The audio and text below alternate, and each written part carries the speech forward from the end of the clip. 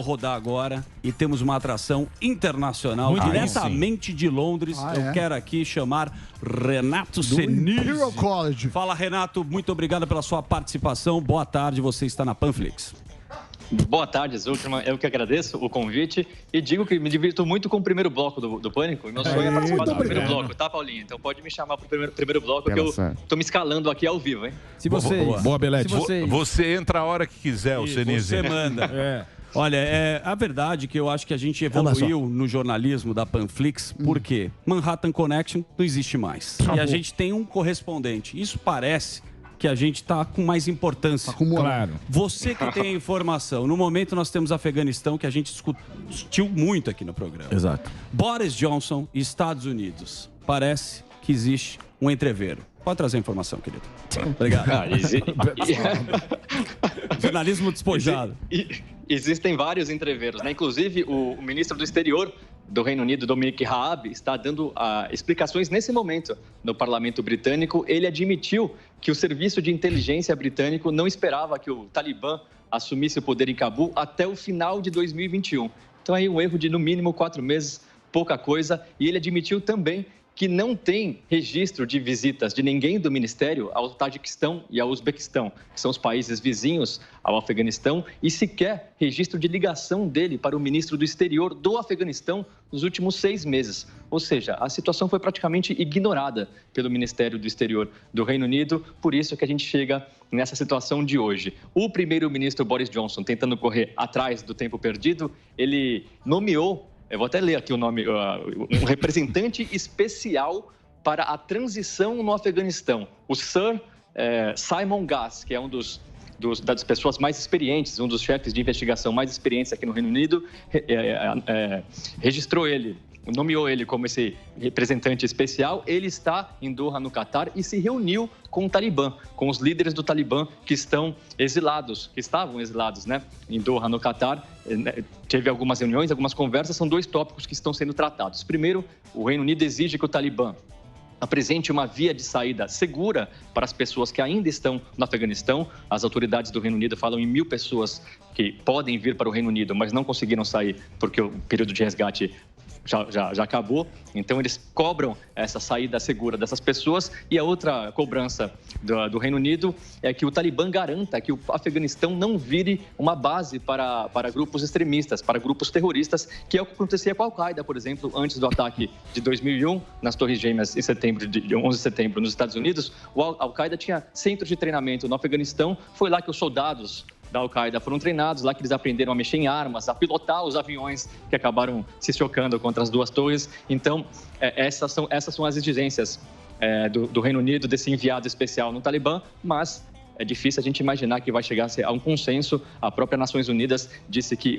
soldados afegãos e pessoas que trabalharam para as forças ocidentais continuam sendo executadas sumariamente no Afeganistão por causa do Talibã. O Talibã promete coisas que não cumpre, isso está bem claro. E o Reino Unido também desmente informações que foram vazadas pelo Pentágono de que o Reino Unido foi indiretamente culpado pelas mortes que aconteceram na explosão em Cabul, no aeroporto de Cabul, na sexta-feira passada. Segundo esse documento do Pentágono, o Reino Unido exigiu que o portão Abbey fosse mantido aberto justamente para as pessoas, para os britânicos conseguirem entrar no aeroporto. O Dominic Raab nega essa informação, fala que ela não é verdade, que todas as decisões foram tomadas em conjunto entre as forças norte-americanas e as forças do Reino Unido, que os norte-americanos sabiam que o portão precisava permanecer aberto, e tanto é, segundo o Dominic Raab, que todos os britânicos foram evacuados desse portão. Não houve mortes de britânicos nesse portão, então ele usa isso como uma justificativa, uma prova de que essa informação não é verdadeira. Fato é que está bem claro que os governantes não estão se entendendo. Há uma desorganização total quando o assunto é Afeganistão. Meu querido Senise, deixa eu falar um negócio para você. Você é da grande mídia. Você é um cara que... Eu sou da grande mídia. Você é um cara da mídia pica. Você manda e desmanda aí. Tem você lastro. É o cara... Claro, tem laço. Tá lá, ó, o Tamesa lá. O cara não é qualquer um. Double decker ali atrás. Cara, eu vou dizer um negócio para você. Vocês da grande mídia, você da BBC aí, você correspondente internacional, vocês não estão prestando atenção num fato. Qual? vai dar uma treta. Vai dar uma treta. Isso. Eu tenho fontes. Eu tenho fontes. Meu amor. Eu tenho fontes. Qual? Porque é o seguinte, o Xi Jinping. Informações. O Xi Jinping está falando que ele vai invadir Taiwan. Exatamente. Ele vai fazer. Não quer nem saber. Vai que vai. Vai. Ele avisou. Ele está falando. Ninguém está prestando atenção. Se ele invade Taiwan, que Grã-Bretanha, você que está aí, o Ocidente, BBC, o que o Ocidente, o Boris Johnson, qual vai ser a resposta? O velhinho lá dos Estados, qual vai ser a resposta? Biden. Porque se os caras não ajudarem Taiwan, o chinês toma conta. E aí depois? E as Filipinas? Como é que as Filipinas já falam, opa, pera lá.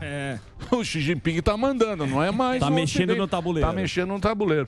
Não tá, isso aí não estão comentando isso aí na Inglaterra?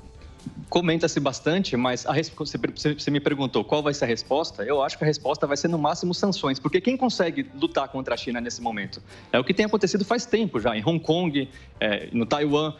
O Reino Unido, a União Europeia, os próprios Estados Unidos sempre impõem sanções para políticos e governantes chineses, impõem sanções econômicas, mas ninguém consegue lutar, brigar de frente com a China. E a China vai aumentando a sua zona de influência no mundo inteiro, né? A gente vê a China entrando cada vez mais na África, na Ásia Central, é outra preocupação em relação ao Afeganistão. E tudo que os países europeus conseguem fazer é ameaçar e fazer sanções.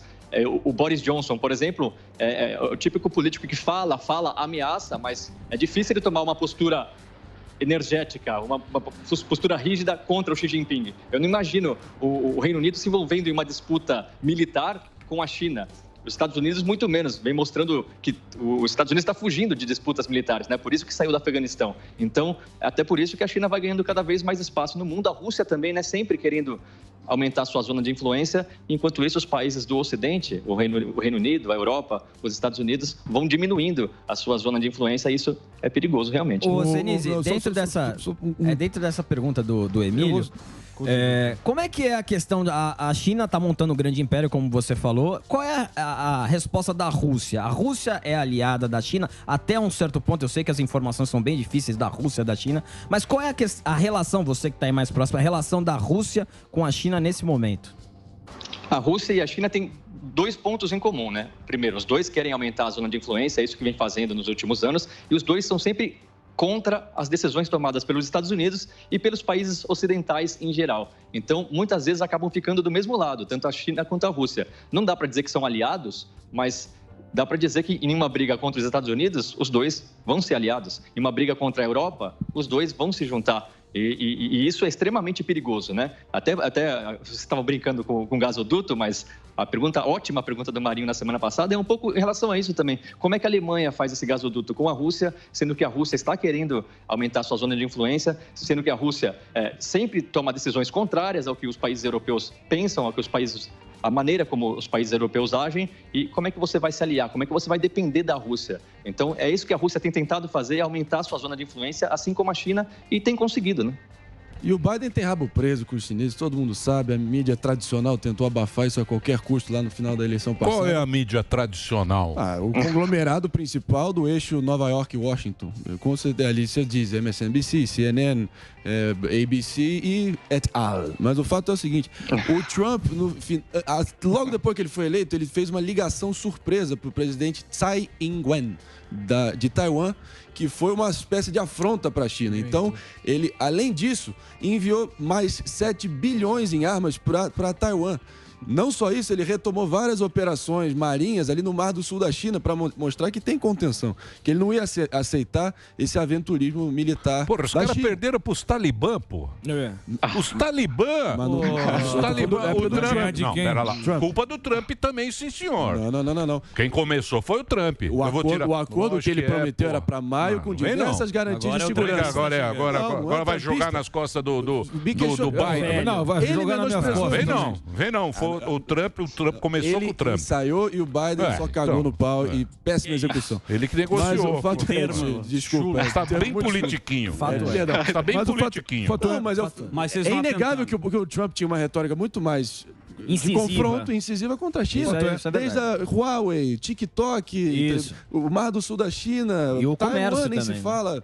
E o comércio. Foi lá, abraçou o Kim Jong-un, pô. Ficou lá com o Kim Jong-un. Isso era uma forma que ele encontrou de conter o avanço. Não veio atirar do Trump também. Porque agora tá jogando tudo no Biden. Quem negociou foi o Trump. Para maio, com diversas pela garantias de bigorna segurança. da realidade, menininho. A biluga da realidade. Não vem, não. Mas quem executou foi o Biden, com todo o seu desastre. Mas enfim, não vou entrar nessa vamos lá, parte. pergunta lá pro Senise. Em relação a Taiwan, realmente a postura é completamente diferente. E o Biden vai se tornar passivo. Essa é a minha opinião. Vai lá. O que você vai falar? Na conta da gente de Israel está recrudescendo violentamente aí. Os casos, se você puder nos atualizar, seria interessante. Nas últimas 24 horas, foi o recorde de casos de Covid-19 em toda a pandemia, 10.947 novos casos. Só para a gente ter uma ideia, o recorde anterior era de janeiro, 18 de janeiro desse ano. Depois disso, o programa de vacinação de Israel ganhou velocidade, né? Israel começou a vacinar em dezembro, foi junto com o Reino Unido, os dois países que mais rápido começaram a vacinar. Depois disso, os casos caíram, mas aí apareceu a variante Delta e os casos voltaram a subir, então recorde nas últimas 24 horas, justamente no dia que as escolas de Israel reabriram, depois de 1 ano e meio. Foram 18 meses de aulas online, aulas remotas, e hoje as aulas voltaram a acontecer presencialmente, com um detalhe: as crianças podem ser vacinadas na escola, elas podem ir para a escola antes da aula, ou no intervalo, ou depois da aula, serem vacinadas, claro, se tiverem a aprovação dos pais. E outro detalhe, no caso das classes de ensino médio, as classes precisam ter 70% das crianças imunizadas, no mínimo, para a aula continuar sendo presencial. Se a percentagem for menor que essa, as aulas voltam a ser online, voltam a ser remotas. O primeiro-ministro Naftali Bennett tem deixado claro que quer sim, quer obrigar não, mas praticamente obrigar as pessoas a se vacinarem, porque ele não quer mais saber de lockdown. E segundo ele, para não ter mais lockdown, é preciso se vacinar e é preciso seguir as novas restrições que foram impostas justamente por causa desse aumento de casos. Israel voltou a obrigar as pessoas a usarem máscara em locais fechados e a apresentarem o comprovante de vacinação para entrar em alguns locais, como museus, teatros, cinemas, bares, restaurantes. Então, para não ter lockdown, se vacina e se cuida. É esse o recado do Naftali Bennett. E crianças voltando à escola, vão ver se os casos vão aumentar ainda mais depois disso, né? Israel, que vem sempre sendo usado como exemplo de vacinação, um exemplo de país que lidou bem com a pandemia, né? Mas por causa da variante Delta, mesmo com 80% da população adulta já totalmente vacinada, mesmo com 80% das pessoas com mais de 60 anos já tendo tomado a terceira dose, no caso de Israel, mesmo assim os casos vão aumentando justamente por causa dessa variante Delta. Ô Renato, como que tá aí o comércio aí no Reino Unido? Porque... Comércio? Sabe por quê? Comércio? Não, é porque Teatro, assim... pô. Não, o comércio, porque foi afetado aí por conta da Covid e o novo acordo do Brexit. Por exemplo, o milkshake do McDonald's está sem vender. Mais de 1.300 unidades lá, mais de 1.300 McDonald's pararam de vender. Teve loja que fechou por falta de frango. Como que tá o abastecimento de suprimentos aí pro comércio aí do Reino Unido? Nuggets, Boa pergunta. Criar nuggets. O cara só pensa em gordaça que é um molinho barbecue. Se você quiser nuggets, ainda tem aqui. Boa. Mas como que tá isso aí? Porque teve loja que fechou, teve que fechar lojas e tudo mais. Como que tá o lance do desabastecimento aí de suprimentos no comércio? Teve loja que fechou por falta de suprimento e tem loja que não está fechando, mas está atendendo com capacidade reduzida por falta de pessoas para atender. Então, esse foi o problema do Brexit. É um problema já cantado por todo mundo, né? Dificuldade dos produtos entrarem, agora que existe uma fronteira, os produtos precisam ser revistados, é muito mais difícil você entrar aqui no Reino Unido e muita gente deixou o Reino Unido por causa da pandemia e por causa do Brexit. Então, muitos, principalmente aqueles empregos...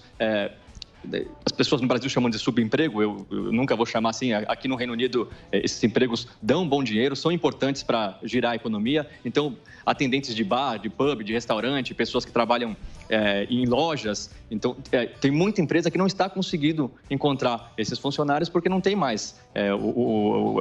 As pessoas do Reino Unido, né, os britânicos, eles acabam tomando conta dos trabalhos mais bem remunerados e esses trabalhos menores acabavam ficando com os estrangeiros. Com o Brexit, muita gente saiu, então são duas dificuldades. Uma com suprimentos, outra em encontrar trabalhadores, tanto é que os salários estão aumentando aqui. Os donos de bares, de restaurantes estão começando a pagar melhor, justamente para atrair as pessoas a trabalharem, porque falta empregado aqui. Faltou um caminhoneiro. Muito bem. Tá faltando caminhoneiro, exatamente. Deixa eu falar um negócio pra vocês da vacina. Tô sabendo. Deixa eu falar um negócio pra vocês da vacina, porque uma coisa fica todo mundo preocupado, né? Porque, porra, você vê aumentando o caso, mas o importante da vacinação é você se vacinar, porque a vacina é nova. Sim. O cara não testou ainda e não é uma vacina 100%. Porque a gente ficou aquele negócio 98%. É a primeira versão. Aí o cara tomou a vacina, fez a foto e falou, eu tô livre. Você não está livre. Não. Você vai ter que renovar. Sim, você vai ter que tomar de novo. Você vai se infectar Sim. e vai transmitir. Só que a hospitalização é muito menor. Diminui A o chance que tem de você ir para o hospital, ela é muito menor. E de morrer é muito menor. Por isso que as pessoas não querem mais fechar. O negócio de lockdown ficou para trás, né? Basicamente é isso. Caiu muito o número de mortes aí também, né? Caiu muito, mas hoje acabou de sair esse dado que é preocupante, 210 mortes aqui no Reino Unido, é o maior número nos últimos 3 meses. O que o Emílio falou é isso mesmo, a vacinação aqui reduziu o número de mortes drasticamente, são 33 mil casos por dia, em média. Nas últimas 24 horas, de novo, foram 33 mil casos. O número de mortes estava pequeno. Mas aqui no Reino Unido, assim como em diversos países, né, Israel também assim, tem dias que eles acabam contabilizando números do dia anterior. Então, tem dias que acaba saindo com um número maior, só que isso geralmente acontece na segunda e na terça aqui no Reino Unido. E dessa vez aconteceu na quarta-feira, então está todo mundo um pouco assustado com esses dados que acabaram de sair.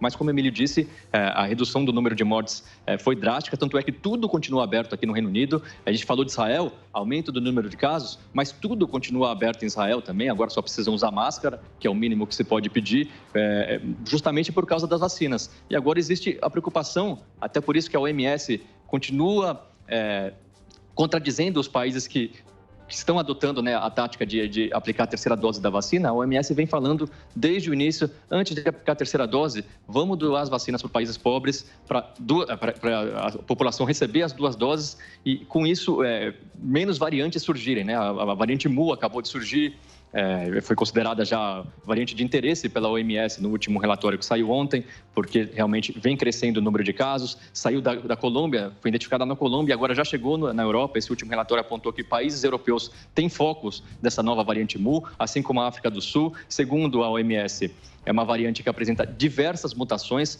até usou o termo constelação de mutações, e essas mutações parecem ser mais resistentes às vacinas, mais estudos precisam ser realizados, então por isso que a vacinação é importante, até para evitar que novas variantes apareçam. Mas por enquanto os números ainda são bons por aqui, aumentando aos poucos, já era esperado isso, a economia reabriu, mas ainda muito melhores do que eram em janeiro, do que eram antes da vacinação começar, justamente por causa das vacinas. Show de bola. É isso aí. Vamos Eu pro esporte? tenho uma dúvida sobre os esportes. Do que? Do Cristiano argentino? Ronaldo. Não. Deixa eu fazer uma pergunta importantíssima antes. Então, né, Vamos lá. jamais iria interromper. Diz que os argentinos aí vão jogar o jogo aqui, diz que eles vão sair daí, que Tá se dane, liberado. né? Não vão ficar os 10 dias. E os brasileiros, vêm também? Não, os argentinos conseguiram liberação para 2 jogos dos 3 que a Argentina vai realizar. Os brasileiros não conseguiram liberação de nenhum jogo. Bonito homem que vocês estão dividindo a tela aí comigo. Os brasileiros não foram liberados, até o Thiago Silva reclamou no Instagram, o Richarlison reclamou no Instagram. Os argentinos conseguiram trabalho de bastidores da Federação Argentina, do governo argentino. Como a Federação Brasileira, convenhamos, a gente nem sabe quem é o presidente nem devia ser presidente, então não teve essa negociação. Os jogadores brasileiros não foram liberados para disputar nenhuma partida sequer dessas próximas 3 partidas da seleção. Muito bem. Vamos para Cristiano Ronaldo? Cristiano Pois não, Ronaldo, agora Manchester United, é isso que você queria chamar, Samidana? Não, eu ia falar disso, né? Na verdade, aproveitar Era sobre isso que ou o não? Senise é um especialista em futebol, né? O Mbappé acabou não indo para o Real Madrid, fica lá no PSG, e também tem a história do Cristiano Ronaldo, que falou que não ia sair lá da Juve, acabou E foi indo pro pro Manchester United no último minuto, né? Essa janela de transferências pegou todo mundo de surpresa, né? Esperava-se uma janela de transferências mais modesta, justamente por causa da crise causada pela pandemia, e já é tratada como uma janela de transferências mais movimentadas da história. O Messi foi para o PSG, esperava-se que o Mbappé fosse para o Real Madrid chegou a fazer uma proposta de 170 milhões de euros pelo Mbappé, mas o PSG não quis vender. É uma nova realidade do futebol que a gente está vendo, né? O PSG cada vez mais forte, o Manchester City cada vez mais forte, levou o Jack Grealish, do Aston Villa por 100 milhões de libras. Tentou levar o Harry Kane do Tottenham de qualquer jeito, oferecer um caminhão de dinheiro, mas o Harry Kane não foi vendido.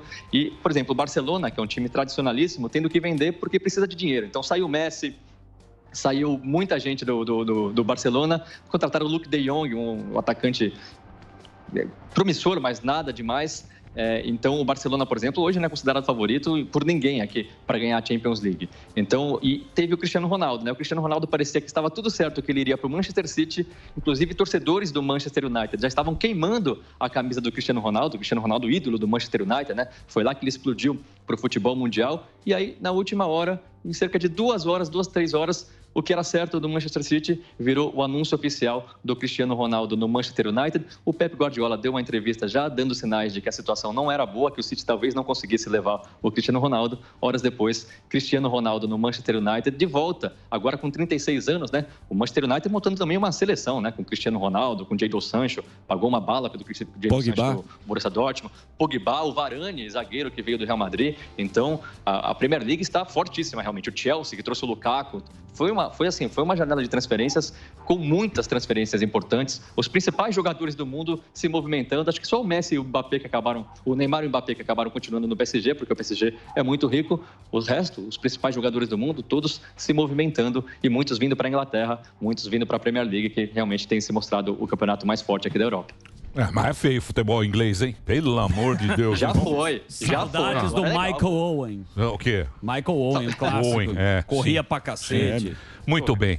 Ô, Senis, obrigado, hein, pelo papo, hein? Põe o Instagram lá pros caras brigar com o Renato.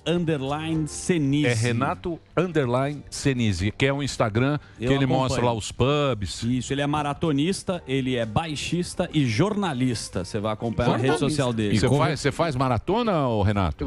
Vou disputar a Maratona de Berlim agora em 26 de setembro. No dia da eleição alemã, eu estarei na Alemanha disputando a maratona, se eu aguentar. Sério? Mas qual é o seu pace? Eu fiz a meia maratona de Londres agora, 3 semanas atrás, e o meu pace foi 4,53. Bom. Mas é claro, na maratona vai ser maior, né? Não tem como fazer a maratona com o mesmo pace da meia, né? Sai correndo. O recorde é de Berlim, né? Da Flash O recorde é de Berlim. É em Berlim. É sempre em Berlim, porque a temperatura em Berlim, 5 graus. 5 graus é a temperatura ideal para você bater o recorde de maratona. Mas de maratonista para maratona. Não. O recorde mundial é em Berlim. Não sei se... Eu acho que continua sendo Berlim, né? Eu acho que sim, e Berlim tem a vantagem também de ser plana, né? Então, você tem a temperatura boa e a Berlim é muito plana, por isso que todo mundo quer ir para Berlim. Eu só consegui porque a gente está na época de pandemia, então muitas pessoas que vêm de fora do continente não conseguiram se inscrever porque não conseguem vir para a Europa, né? Então, acho que a concorrência estava menor. Eu já tinha tentado no ano anterior, não consegui. Dessa vez eu consegui. Queria estar me preparando melhor. O trabalho, a Jovem Pan não deixa, mas a gente vai trabalhando, vai treinando do jeito que dá. Pô, mas bacana. Depois nós vamos mostrar aqui você nessa competição, que é uma das maratonas mais famosas, mais importantes. Renato, é muito legal. Tô pressionado agora, quero fazer um pace bom. Boa, sai correndo pra gente ver a passada. E a gente vai mostrar aqui, vamos mostrar. Transmite ao vivo aí pra Corre gente. até o Tamis aí pra gente ver como é que tá. Que isso. Vou pular aqui. Valeu, Renatão. E aí a gente também estimula o pessoal a fazer corrida, porque fazer esporte, fazer corrida é um negócio muito cachola, é muito legal. Momento, com é muito legal nesse momento agora. Que 30 minutos de exercício qualquer já faz diferença no mental. Mas correr é legal porque você põe um tênis e já sai. Just do it. E é barato e todo mundo pode fazer. Obrigado, viu, Senise, pelo papo aqui. E vamos acompanhar essa maratona aí de perto, que nós temos o representante brasileiro. Ele vai fazer reportagem correndo com o microfone, entrevistando os caras. O cover do Belete. Valeu, um abração. Valeu, Senise. Obrigado, Valeu, Senise. Gente, abraço.